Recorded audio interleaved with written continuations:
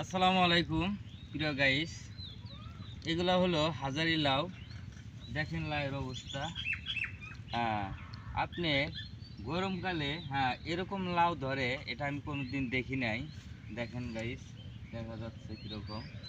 হ্যাঁ, দেখেন অবস্থাটা। আমি কৃষি ভাইদেরকে বলি যে লাউ, হাজারি লাউটা খুব ভালো ধরে। দেখেন, আপনাদের দেখাচ্ছি। আপনার এই জানলাটা নিচা হয়েছে, তো তার জন্য বসে থেকে এগুলা দেখাচ্ছি আমি। এই দেখেন, এই যে কি সুন্দর দেখা যাচ্ছে। হ্যাঁ, কৃষি ভাইয়ের আমার সব সময় এইভাবে বাড়ির পাশে আপনারা জানলা দিবেন, দিয়া এই লাউটা আবাদ করবেন। খুব সুন্দর হবে। সবাইকে ধন্যবাদ।